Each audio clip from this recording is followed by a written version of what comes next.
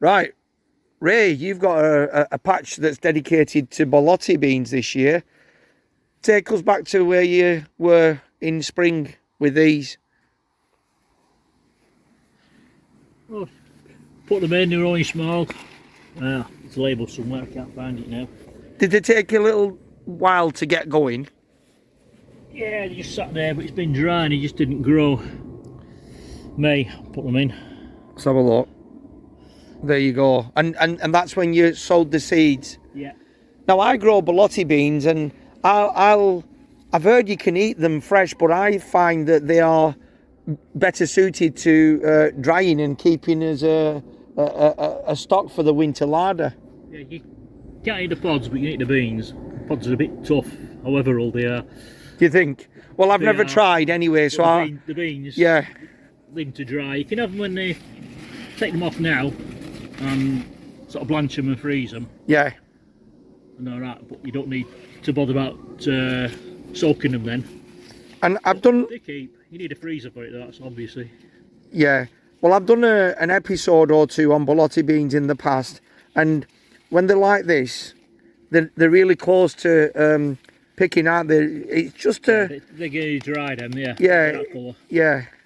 There's a few in there that colour. And so there's a transition from this, which is the unready state, towards that, which is more like what you're looking for. And then even then, put them on a sunny windowsill for a couple of more days just to get them to rattle. Yeah, leave them a few days. Yeah. You can leave them in the pods as long as you like, as long as they're dry. Then you can take them out when you want.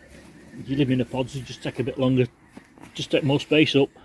And talking about space though, one of the reasons why I certainly like growing Borlottis is because you can then... Yeah, look there. Yeah, but you can then put them in a jar of some sorts and then...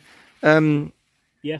You know, have them in a dry state and obviously put them in water to rehydrate them, and you've then got beans that didn't take up freezer space.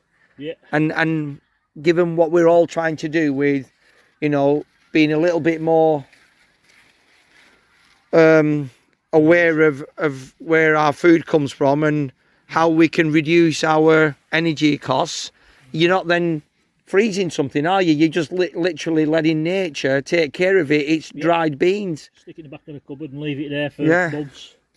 And with that, you can sow the beans again next year and get your next plants. And these are safe seed. Yeah, and they are wonderful, aren't they? When you do harvest them, they're speckled, and I think they look brilliant. And especially if you want to get young people into growing, get them to grow Borlotti beans, because when they open them out, they look magical, don't they? Yeah, you could do that with other beans as well. Run the beans.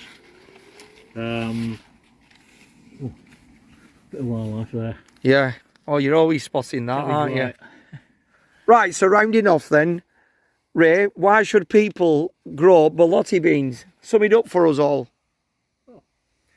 Basically, put them in and leave them. They'll look after themselves. They need water when they're growing, when the beans are setting, but that's it. But you can dry them, you can save the seeds, you can take them out of the pods when they're still not properly dried, and put them in the freezer after blanching them. Well, I don't. I'm trying to. It saves the soaking. Yeah, but I'm trying to persuade people to avoid putting them in the freezer, and that's my stance really. That you can dry them, but you've got the option, is what you're saying. They'll last for months. Yeah. If they're really dry, they'll last for years. But if it's only a couple of years, they'll grow again from seed. No problem. Lovely.